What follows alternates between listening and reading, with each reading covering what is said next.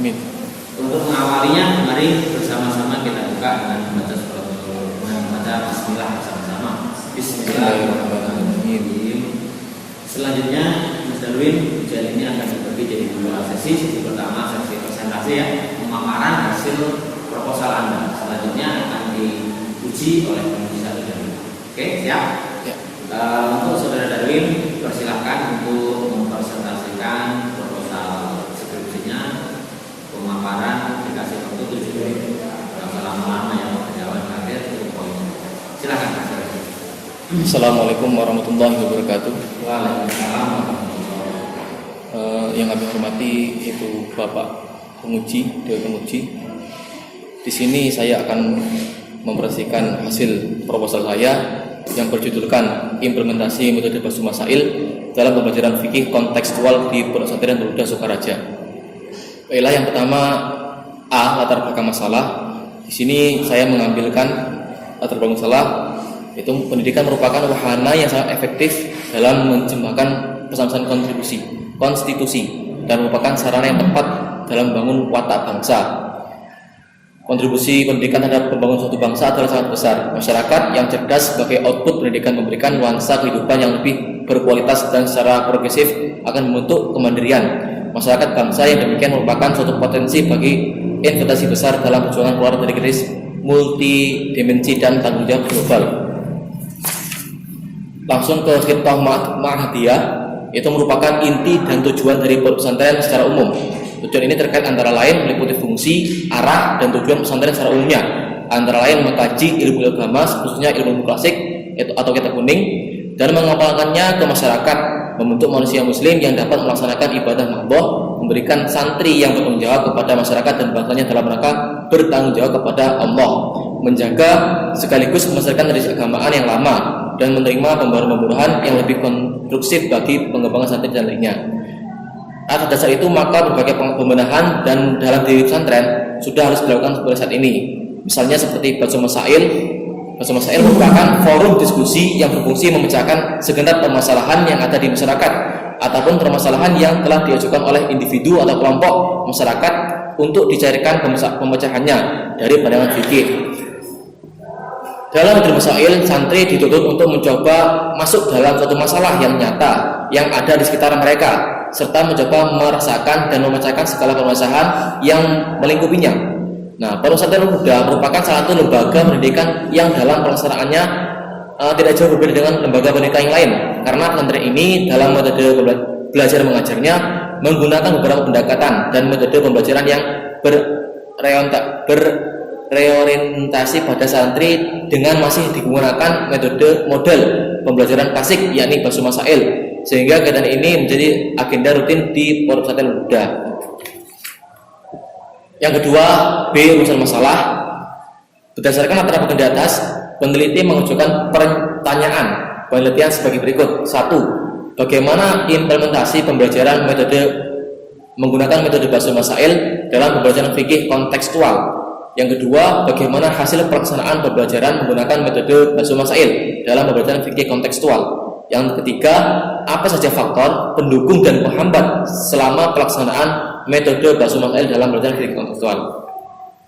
Tujuan peneliti, sebagaimana rumusan masalah di atas, tujuan peneliti yaitu yang pertama untuk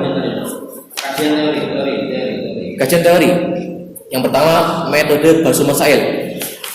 Metode Basu Masail itu tidak jauh berbeda dengan metode musyawarah, dengan gambaran beberapa orang santri dengan jumlah tertentu membuat halaqah atau kelompok atau golongan yang dipimpin langsung oleh kiai atau ustadz, atau mungkin juga dipimpin oleh santri yang senior untuk membahas atau mengkaji suatu persoalan yang telah ditentukan sebelumnya. Kegiatan Basu Masail diawali dengan penyajian masalah oleh narasumber yang menguasai persoalan yang diangkat. Setelah narasumber menyajikan masalah yang sebenarnya, moderator mempersilakan peserta untuk membahas dan memberikan pendapatnya, disertai dengan argumen-argumen masing-masing, di mana setiap pendapat harus dilengkapi dengan argumen dari pendapat lain. Argumen yang bisa diambil dari kitab-kitab kuning atau kitab klasik yang mereka pelajari. Diakhiri dengan pembahasan kesimpulan akhir dan akan dirumuskan oleh tim perumus atau musyahih untuk kemudian disahkan oleh majelis atau tasqih. Teori yang terkait yang kedua, teori yang terkait pembelajaran.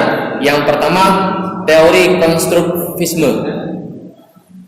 Metode bersama saya sangat berkaitan dengan teori konstruktivisme, yaitu suatu pandangan bahwa siswa membina di sendiri pengetahuan atau konsep secara aktif berdasarkan pengetahuan dan pengalaman yang ada. Dapat disebutkan bahwa teori konstruktivisme mengacu pada berpikir kritis atas dasar pengetahuan dan pengalaman yang dimiliki oleh seseorang.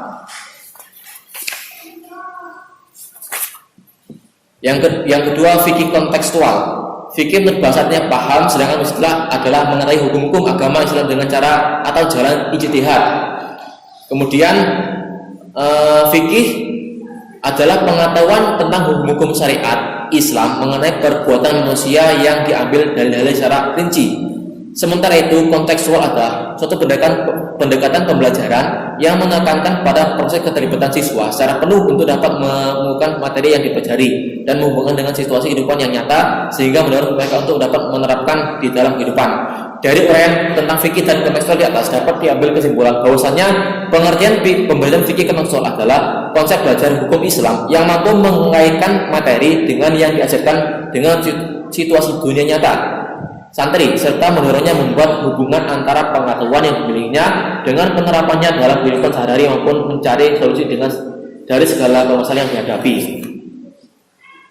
Terdapat 7 komponen dalam pembelajaran dengan pendekatan kontekstual, yakni konstruktivisme, yang kedua inquiry, yang ketiga questioning, yang keempat learning, yang kelima modeling, yang keenam reflection, yang ketujuh authentic assessment.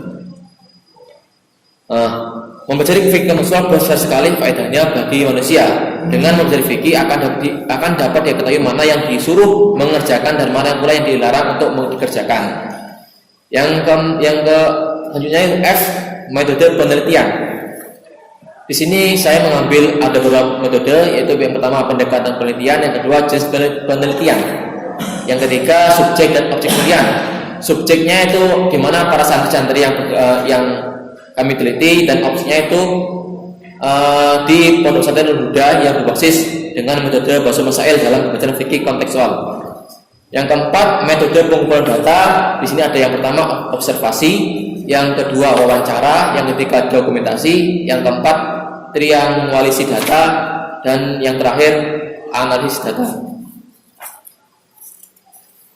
Kemudian di akhir data ada yang pertama reduksi data, penyajian data, dan terakhir penarikan kesimpulan.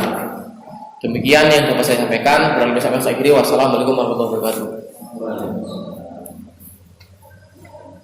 Terima kasih. Selanjutnya yaitu sesi uji yaitu pada Bapak ini untuk menguji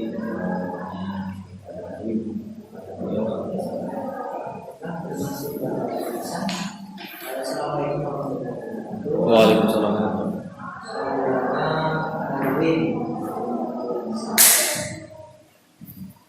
Masukan untuk halaman 4 redaksi paragraf 2. Pesantren Huda merupakan salah satu lembaga pendidikan. Itu tolong diubah, bukan lembaga pendidikan ya, tapi Yayasan. Pondok pesantren. Dalam pelaksanaan pembelajaran tidak jauh berbeda. Berarti kan harusnya ada perbedaan kalau ini, ya. Jelas pembelajaran di pondok pesantren itu berbeda dengan lembaga pendidikan lain itu berbeda. Ini redaksi taman. Jadi istilah lembaga pendidikan berubah menjadi pondok pesantren. Jadi pondok pesantren Huda merupakan salah satu pondok pesantren yang dalam pelaksanaan pembelajarannya tidak jauh berbeda dengan pondok pesantren yang lainnya. Ya. Itu ya. Tuh. Kemudian yang kedua, saya belum melihat observasi awal kamu ini, masih belum melihat deskripsi awal dari sebelumnya. deskripsi dari kegiatan Basul Masail ini. Ada yang memang Basul Masail ini? Ada. Ada ya. Setiap malam Jumat. Setiap malam Jumat, rutin setiap Iya. malam Jumat. Nah itu tolong digambarkan secara singkat dan masukkan dalam latar belakang ya, sebagai penguat bahwa ini memang layak untuk dijadikan sebuah penelitian. Ya. Iya.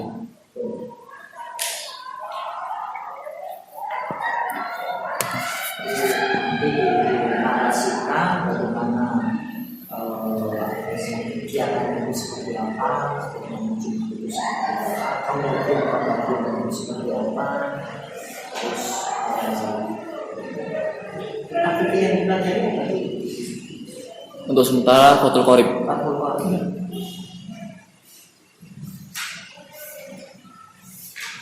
Oke. Itu ya, yang kedua ya. Kemudian untuk landasan teori ya, coba dilihat. Kalau landasan teorinya itu diambil dari variabel itu landasan teori. Ini metode Basul Masail ini benar. Kemudian metode Basul Masail ini diperinci lagi subjudulnya metode. Yang kedua itu adalah Basul Masail. Halaman 6 Iya. ya. Jadi metode Basul Masail. Kemudian subjudulnya lagi yang satu metode, yang kedua itu Basul Masail. Apa itu Basul Masail itu apa? Ini saya belum lihat.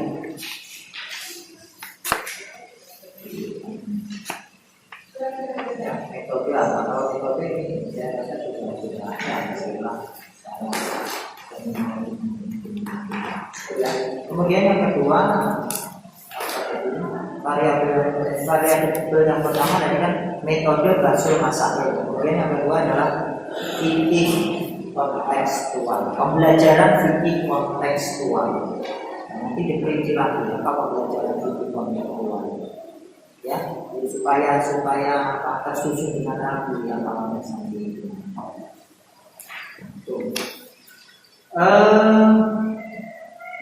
Kemudian saya belum melihat review kajian terdahulu. Ya, penelitian yang relevan yang mirip dengan penelitian Anda ini. Ya, itu kan dari online itu banyak penelitian yang berkaitan tentang masalah. Ya, ada 2 atau 3 penelitian yang dimasukkan dalam proposal ini. Kemudian penelitian Anda ini berpeluang masuk membahas masalah apa? Istilahnya keperbedaan. Ya. Saya tadi tidak sengaja online ya, tadi ada yang hampir mirip dengan judul saudara ini, cuma objeknya yang berbeda. Kalau objeknya jelas nanti ya, isinya itu ya. Landasan dari apa? Kemudian untuk metodologi. Pernyataan Anda ini saya masuknya kenapa? Kualitatif. Kualitatif. Kemudian jenis. Nah, jenis penelitian ini kenapa Anda apa istilahnya mengambil jenis penelitian ini termasuk penelitian sosiologi pendidikan?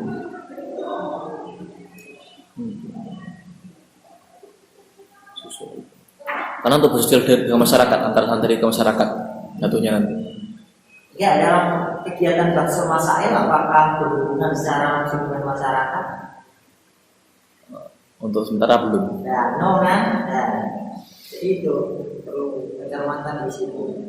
Karena dalam proses Basul Masail itu kan hanya melibatkan internal di pondok pesantren itu, santri, ustaz, santri senior, belajar kan? Ya. Jadi yang keempat jenis penelitiannya adalah kualitatif deskriptif.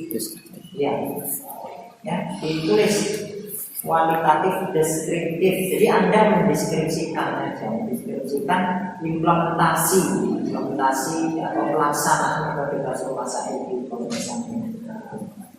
Ya itu ya. Kemudian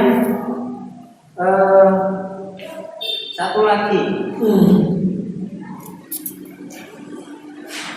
waktu penelitian itu kita kandung kapan planning yang akan Anda laksanakan dalam ini di luar jadwal penelitian ya. Kalau jadwal penelitian ada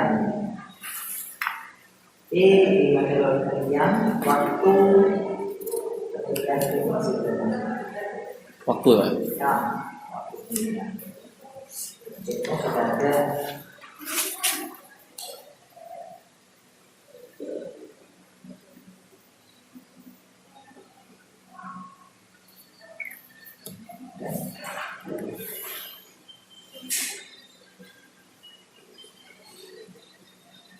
Nah ini cukup itu aja tanggapan rekomendasi saya proposal mendampingi. Untuk judul nggak masalah Pak? Judulnya nggak masalah? Judul nggak masalah. Cukup Pak, cukup. Oke, terima kasih dari Bapak. Masukannya ya udah kita semuanya. Iya Pak.